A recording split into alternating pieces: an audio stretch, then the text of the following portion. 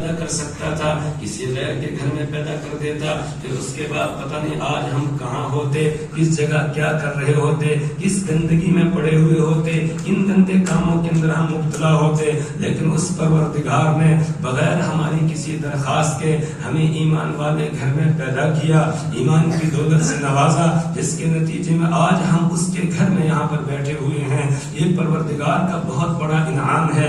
اللہ نے ہمیں بہت نعمتیں عطا فرمائی. ان نعمتوں میں سے سب سے بڑی نعمت جو ہے وہ نعمت ایمان ہے. جس کے پاس ایمان ہے وہی انسان کہلانے کا اہل ہے، انسان کہلانے کا حقدار ہے. جس کے پاس ایمان نہیں ہے وہ اگرچہ انسانی شکل و صورت میں ہے لیکن اندر سے وہ انسان نہیں ہے، بلکہ اس کو جانور قرار دیا گیا. وَلَقَدْ ذَرَأْنَا لِجَهَنَّمَ كَثِيرًا مِنَ الْجِنِّ وَالْإِنسِ لَهُمْ قُلُوبٌ لَا يَفْقَهُونَ بِهَا وَلَهُمْ أَعْيُنٌ لَا يُبْصِرُونَ بِهَا وَلَهُمْ آذَانٌ لَا يَسْمَعُونَ بِهَا أُولَئِكَ كَالْأَنْعَامِ بَلْ هُمْ أَضَلُّ. قرآن حکیم میں اللہ تعالیٰ نویں پارے میں سورہ اعراف میں ارشاد فرماتے ہیں وَلَقَدْ ذَرَأْنَا لِجَهَنَّمَ كَثِيرًا مِنَ الْجِنِّ وَالْإِنسِ. ہم نے جہنم کے لیے بہت سارے انسانوں اور جنات کو پیدا کیا ہے. ان کی پہچان کیا ہے؟ فرمایا لَهُمْ قُلُوبٌ لَا يَفْقَهُونَ بِهَا. ان کے دل تو ہے لیکن وہ سمجھتے نہیں ہیں. اللہ نے یہ دل ہمیں سوچنے سمجھنے کے لیے دیا ہے، یہ غور و فکر کرنے کے لیے دیا ہے کہ ہم کائنات میں غور و فکر کریں، اپنے رب کی معرفت حاصل کریں، اپنے رب کو پہچانیں، ایک ایک چیز کو لے لیں، اس پر غور و فکر کریں. یہ چیز ہمارے پاس کیسے آئی ہے، کہاں سے آئی ہے، اس چیز کو کس نے پیدا کیا ہے. اگر انسان غور و فکر کرنے لگتا ہے پھر وہ اس نتیجے پر پہنچتا ہے ربنا ما خلقت هذا باطلا سبحانك فقنا عذاب النار. اس سے پہلے اللہ نے یہ بیان فرمایا ان فی خلق السماوات والارض واختلاف الليل والنهار لآيات لأولي الألباب الذين يذكرون الله قياما وقعودا وعلى جنوبهم ويتفكرون في خلق السماوات والارض ربنا ما خلقت هذا باطلا. اے انسانو ان فی خلق السماوات والارض، آسمانوں کی پیدائش میں، زمینوں کی پیدائش میں اس میں غور و فکر کرو. دیکھو ان کی پیدائش میں اور دن اور رات کا جو یہ نظام چل رہا ہے اس میں اللہ تعالیٰ نے اپنی قدرت کی بڑی نشانیاں رکھی ہیں. کس کے لیے؟ آیات لأولی الالباب، عقل والوں کے لیے. اب عقل والے کون ہیں؟ دل و دماغ رکھنے والے کون ہیں؟ الذین یذکرون اللہ قیاما وقعودا، کہ جو اللہ کی یاد میں لگے رہتے ہیں، قیام کی حالت میں کھڑے کھڑے بھی اللہ کو یاد کر رہے ہیں، وقعودا اور بیٹھے بیٹھے بھی اللہ کو یاد کر رہے ہیں، وعلی جنوبہم اور اپنے پہلوؤں کے بل جب لیٹے ہوتے ہیں.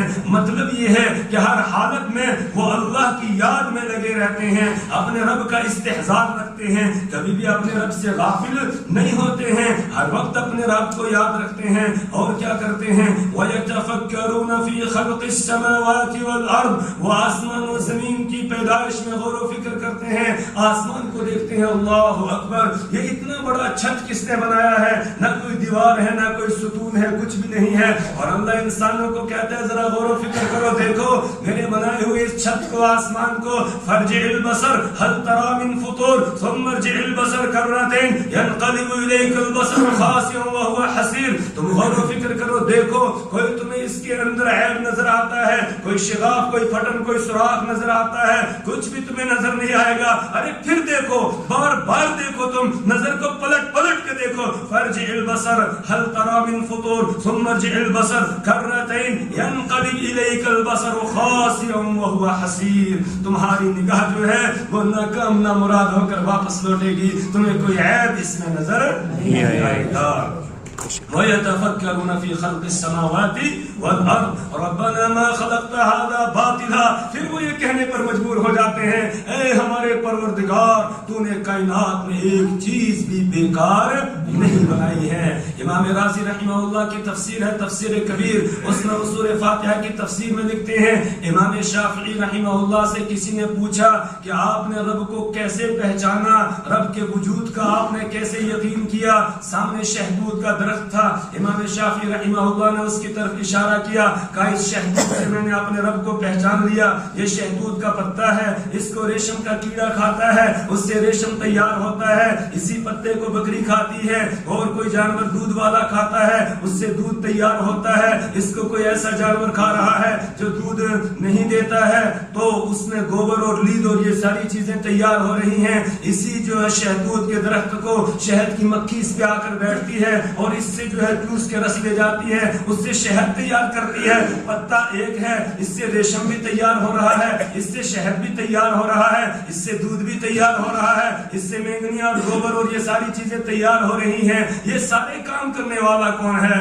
اللہ ہے، اس کے علاوہ کوئی نہیں ہے. وَإِنَّ لَكُمْ فِي الْأَنْعَامِ لَعِبْرَةً نُسْقِيكُم مِّمَّا فِي بُطُونِهِ مِن بَيْنِ فَرْثٍ وَدَمٍ لَبَنًا خَالِصًا سَائِغًا لِّلشَّارِبِينَ. اللہ فرما رہے ہو انسانوں، تمہارے گھر میں جانور ہوں گے، بھینس ہوگی، بکری ہوگی، گائے ہوگی. ذرا ان جانوروں کو دیکھو یا اونٹنی ہوگی، اس کو دیکھو کہ تمہارے لیے اللہ نے اپنی قدرت کی بڑی نشانی رکھی ہے. وَإِنَّ لَكُمْ فِي الْأَنْعَامِ لَعِبْرَةً نُسْقِيكُم مِّمَّا فِي بُطُونِهِ مِن بَيْنِ فَرْثٍ وَدَمٍ لَبَنًا خَالِصًا سَائِغًا لِّلشَّارِبِينَ. کہ اس جانور کے اندر اللہ نے تمہارے لیے بڑی قدرت کی نشانی رکھی ہے.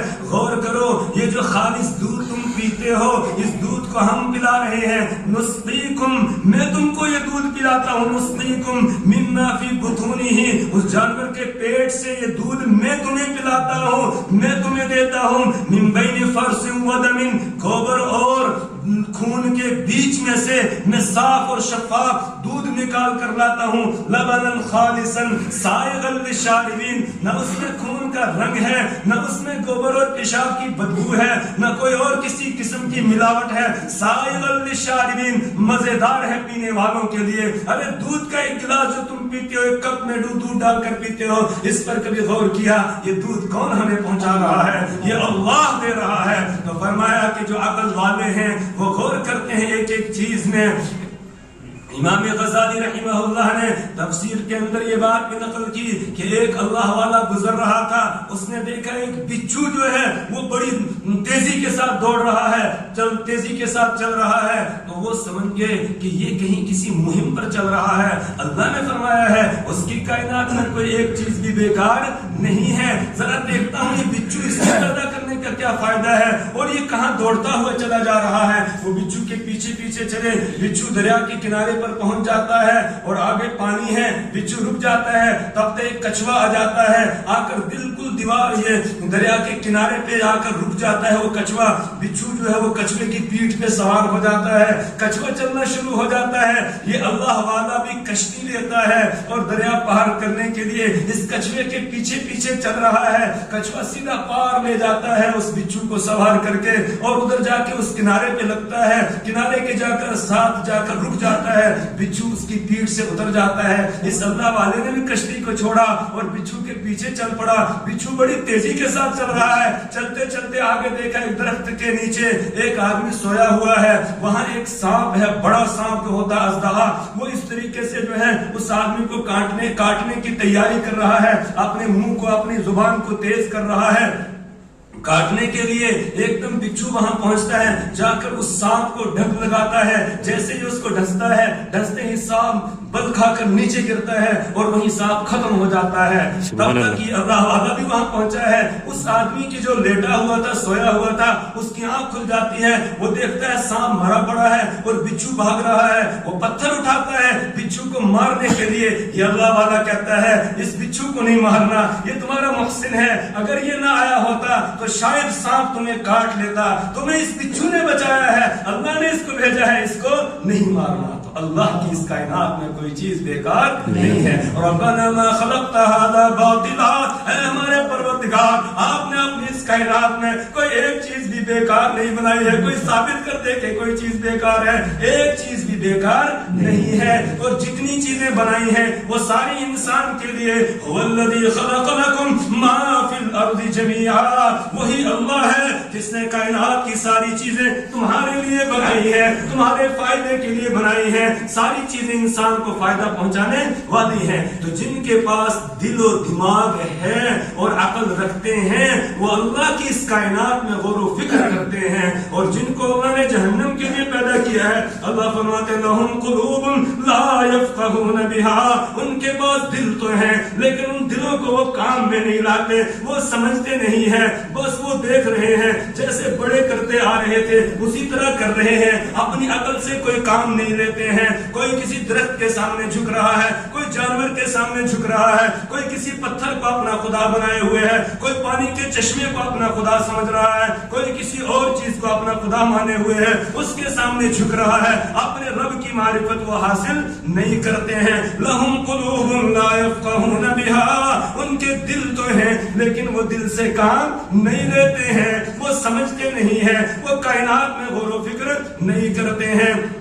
وَلَهُمْ أَعْيُنٌ لَا يُبْصِرُونَ بِهَا, ان کی آنکھیں تو ہیں لا يُبْصِرُونَ بِهَا لیکن وہ دیکھتے نہیں ہیں. وہ اللہ کی کائنات میں غور و فکر کر کے اپنے رب کو پہچانتے نہیں ہیں, لکیر کے فقیر بنے ہوئے ہیں, جدھر چل رہے تھے اسی پر جو ہے وہ اڑے ہوئے ہیں, اپنی عقل اور دماغ سے کوئی کام نہیں لیتے ہیں. وَلَهُمْ أَعْيُنٌ لَا يُبْصِرُونَ بِهَا وَلَهُمْ آذَانٌ لَا يَسْمَعُونَ بِهَا. ایک بات یاد آ گئی, یہ آنکھ جو اللہ نے دی ہے یہ دیکھنے کے لیے دی ہے, غور و فکر کرنے کے لیے. وَإِنَّ لَكُمْ فِي الْأَرْضِ لَآيَاتٍ, اللہ کے فرماتے وَفِي الْأَرْضِ آيَاتٌ لِلْمُوقِنِينَ وَفِي أَنفُسِكُمْ أَفَلَا تُبْصِرُونَ. وَفِي الْأَرْضِ آيَاتٌ لِلْمُوقِنِينَ, کا زمین کے اندر یقین رکھنے والوں کے لیے اللہ کے وجود کی, اس کی قدرت کی بڑی نشانیاں ہیں. وفی انفسکم, اور تو خود تمہاری ذات کے اندر بھی اللہ کی قدرت کی بڑی نشانیاں ہیں. کبھی تم نے غور و فکر کیا, اسی ایک آنکھ کو لے لو, اس آنکھ کے اوپر جو ایک پردہ لگایا ہوا ہے اللہ نے, جو بار بار فلک نیچے آتا ہے اوپر جاتا ہے, نیچے آتا ہے اوپر جاتا ہے, بغیر ارادے کے یہ سسٹم چل رہا ہے. کہا کبھی اس پر تم نے غور و فکر کیا اللہ کی کتنی بڑی یہ نعمت ہے, کتنا بڑا اللہ کا انعام ہے. ہر ایک نقصان دینے والی چیز سے انسان کی آنکھ کو بچاتا ہے. کہیں دھول آ گئی, کہیں کچھ آ گیا, ایک دم بند ہو جاتا ہے, پھر آدمی کھولتا ہے, دیکھا پھر بند کر لیتا ہے. تو یہ اللہ نے جو یہ اوپر ایک نظام بنایا, کبھی اس پر غور کیا؟ کبھی ہم نے غور نہیں کیا. وَفِي أَنفُسِكُمْ أَفَلَا تُبْصِرُونَ, یہ اللہ نے ایک کوہنی کا جوڑ دے دیا ہے. کبھی آپ نے غور کیا اس کا کیا فائدہ ہے؟ اگر یہ نہیں ہوتا پھر ہم کتنے کاموں سے رک جاتے, کتنے کام تھے ہم جو نہیں کر سکتے تھے. سب سے بڑا کام کھانا بھی نہیں کھا سکتے تھے. اگر یہ کوہنی کا جوڑ نہیں ہوتا تو کھا سکتے تھے, کھا سکتے تھے. تو لَهُمْ أَعْيُنٌ لَا يُبْصِرُونَ بِهَا, آنکھ اس لیے دی ہے کائنات میں پھیلی ہوئی چیزوں میں بھی غور و فکر کریں, اپنے جسم کے اندر بھی غور و فکر کریں. ہمارے رب نے کتنا بڑا یہ نظام بنایا ہوا ہے انسان کا, کیسے یہ جی رہا ہے, اندر کا سسٹم کیسا اللہ نے بنایا ہوا ہے. حضرت مفتی تقی عثمانی صاحب دامت برکاتہم عالی, جو اس وقت بڑے علماء میں سے ہیں, دنیا بھر کے جو بڑے علماء شمار ہوتے ہیں ان میں سے وہ ہیں 50 بڑے علماء میں سے ایک ہیں, بلکہ بعض نے 5 بڑے علماء دنیا کے جو ہیں ان میں سے ایک ہیں. وہ کہتے ہیں یہ پانی کا ایک گلاس جو تم اپنے ہاتھ میں لیتے ہو اور ایک دم پی جاتے ہو, کبھی غور و فکر کیا تم نے کہ اس پانی کے ایک گلاس کے پیچھے اللہ کا کتنا بڑا نظام ربوبیت کام کر رہا ہے؟ کبھی غور کیا اگر اللہ تبارک و تعالیٰ یہ کہہ دیتے کہ جاؤ سمندروں کی شکل میں نے پانی پیدا کر دیا ہے, اب تم سمندر سے پانی لے لو, اس کو استعمال کرو, پینے میں بھی وہی استعمال ہوگا, کپڑے دھونے میں وہی استعمال ہوگا, نہانے میں وہی استعمال ہوگا, تو بتاؤ دنیا والے سمندر سے پانی لا کے استعمال کر سکتے تھے؟ جی کر سکتے تھے؟ نہیں کر سکتے تھے. حضرت لکھتے ہیں, کہا کہ ذرا غور کرو اللہ نے کیسا نظام بنایا. پروردگار نے سورج کو حکم دیا سمندر پہ اپنے شعاع ڈالتا ہے, وہاں سے پھر وہ بخارات اٹھتے ہیں اور پھر اوپر جا کر اللہ تعالیٰ اس کو جما دیتا ہے, پھر بادلوں کی شکل میں, برف کی شکل میں, اوپر پہاڑوں کی شکل میں جو ہے اس پانی کو جما دیتا ہے پروردگار. پھر اپنے حکم سے ہواؤں کے دوش پر اس کو ادھر سے ادھر چلاتا ہے اور پھر جہاں اس کو منظور ہوتا ہے وہاں اس کو برسا دیتا ہے. اب اگر یہ کہہ دیا جاتا آج بارش ہو گئی ہے, پانی جمع کر کے رکھ لینا, اب 3 مہینے کے بعد بارش ہوگی, اس سے پہلے پانی نہیں ملے گا, بتاؤ انسان کے بس میں تھا؟ وہ جمع کر کے رکھ سکتا تھا؟ نہیں. پروردگار نے کہا جتنا استعمال کر سکتے ہو کرو، باقی کو میں برف کی شکل میں یا تو پہاڑوں پہ جما دوں گا یا زمین کے اندر فاسکناہ فی الارض، زمین میں ہم اس کو ٹھہرا دیں گے، پھر ندی نالوں کے ذریعے سے، چشموں کے ذریعے سے تم تک وہ پہنچے گا. یہ زمین کے نیچے اس نے ایک نظام بنا دیا، زمین کو کھودو، نیچے بورنگ کرو اور وہاں سے پانی نکال دو، اور پہاڑوں کے اوپر برف کو جما دیا، پگھل پگھل کے ندی نالوں کے ذریعے سے آ رہی ہے. تو کہا یہ دیکھو اللہ کا کتنا بڑا نظام ہے. اب ہمیں کیا کرنا ہے؟ وہاں سے تھوڑی پائپ لگانی اپنے گھر تک، اور پھر جو ہے ہمارے پاس یہ پانی پہنچ گیا. کہا کبھی تم نے غور کیا اس پانی کے اوپر کہ کتنا یہ اللہ کا ایک نظام ربوبیت پیچھے کام کر رہا ہے. حضرت ایک واقعہ نقل کرتے ہیں کہ ہارون الرشید جو بادشاہ ہے، اسلامی تاریخ کا بڑا بادشاہ گزرا اور نیک بادشاہ تھا، اس کا دربار لگا ہوا تھا. حضرت بہلول جو ایک بزرگ گزرے ہیں وہ وہیں پر بیٹھے ہوئے تھے. ہارون رشید کو پیاس لگی، اس نے پانی منگایا، پانی کا کٹورا اس کے پاس لایا گیا، کٹورے میں پانی. اب اس نے پانی پینے کے لیے یہاں لایا، تب تک حضرت بہلول نے کہا بادشاہ سلامت، پانی پینے سے پہلے میرا ایک سوال ہے، اس کا جواب دیجیے. بادشاہ نے کہا پوچھیے. انہوں نے کہا بادشاہ سلامت، آپ بتائیے، آپ کہیں دور جنگل میں چلے گئے گھومنے کے لیے کسی اور کام سے، وہاں آپ کو شدت کی پیاس لگ گئی، اب آپ نے پانی مانگا اور وہاں آس پاس میں کہیں بھی پانی نہیں ہے. ایک شخص کے پاس پانی موجود ہے، آپ نے اس سے مانگا، اس نے کہا میں یہ پانی فری میں نہیں دیتا ہوں، مجھے اس کی قیمت چاہیے. آپ نے کہا قیمت لے لو، اس نے کہا میں بہت قیمت دوں گا. آپ نے بتایا کتنی قیمت؟ اس نے کہا اتنی قیمت.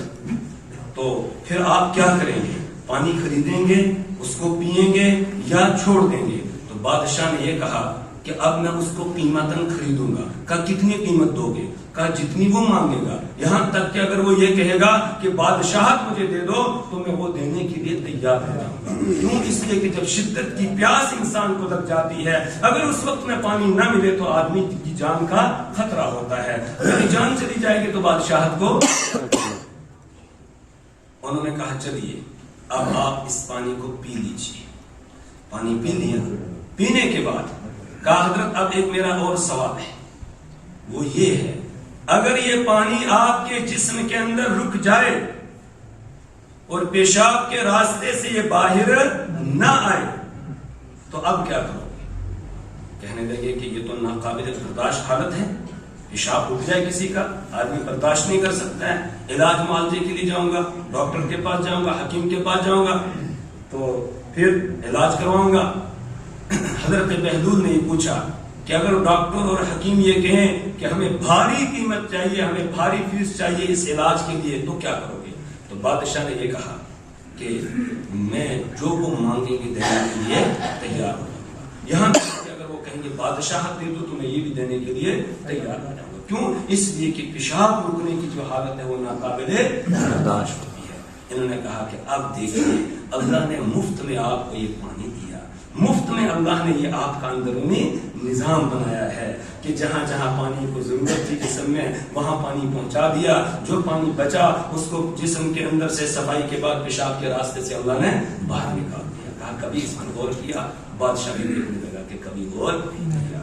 اس میں ہمارے لیے دعوت ہے، پانی کا ایک گلاس میں اس پر بھی ہم غور کریں اور پینے سے پہلے رک جائیں اور پھر بسم اللہ اللہ کا نام لے کر پیئیں، اور جب پی چکے تو کیا کہیں؟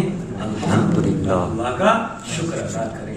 اس طرح اللہ نے یہ کائنات میں نظام بنایا. ان چیزوں میں غور و فکر کرنے کے لیے آنکھیں ہمیں دی ہے. وَلَهُمْ أَعْيُنٌ لَا يُبْصِرُونَ بِهَا، ان کی آنکھیں تو ہیں لیکن وہ دیکھتے نہیں ہیں. وَلَهُمْ آذَانٌ لَا يَسْمَعُونَ بِهَا، ان کے کان تو ہیں لیکن وہ سنتے نہیں ہیں، حق بات کو سننا وہ پسند نہیں کرتے ہیں، بلکہ وہ تو ان کے سامنے جب قرآن بیان کیا جاتا ہے یہ کہتے ہیں لَا تَسْمَعُوا لِهَذَا الْقُرْآنِ، اس قرآن کو نہ سنو، وَالْغَوْا فِيهِ، اور شور کرو. شور کرو کا قرآن کو نہ سنو، شور کرو. قرآن اللہ نے وہ نعمت ہمیں عطا کی ہے، اللہ اکبر، جو زندگیوں میں تبدیلی پیدا کرنے والی ہے، جس نے اس کائنات کے اندر ایک انقلاب برپا کر دیا. جب محمد عربی صلی اللہ علیہ وسلم تشریف لائے، آپ پر اللہ نے یہ آخری کتاب نازل کی. اس کتاب کے ذریعے سے آپ صلی اللہ علیہ وسلم نے دنیا میں ایک انقلاب برپا کر دیا. ایسا انقلاب برپا کر دیا کہ جس کی کوئی مثال نہیں ملتی ہے. کوئی مثال ملتی ہے؟ کوئی مثال اس کی نہیں ملتی ہے. تو یہ قرآن اللہ نے کان دیے تاکہ ہم قرآن سنیں، لیکن وہ کہتے تھے لا تسمعوا لہذا القرآن، اس قرآن کو نہ سنو، قرآن کو نہ سنو. میرے ایمانی بھائیو، آج ضرورت ہے اس بات کہ ہم قرآن کے ساتھ جڑ جائیں. میرے استاد محترم حضرت مفتی فیض الوحید صاحب رحمۃ اللہ علیہ، ان کی یہ آخری تمنا تھی کہ لوگ قرآن کے ساتھ جڑ جائیں اور اس منبر سے قرآن ہی بیان کیا جائے، اس کرسی سے قرآن بیان کیا جائے، ادھر ادھر کے قصے کہانیاں نہ سنائی جائیں، بلکہ لوگوں کو قرآن کے ساتھ جوڑا جائے. اور آخری وقت میں جو انہوں نے وصیت کی اس میں بھی یہی کہا کہ لوگوں سے یہ کہنا اپنے بچوں اور بچیوں کو حافظ قرآن بنائے، قرآن کے ساتھ ان کو جوڑے، یہی نعمت ساتھ جانے والی ہے.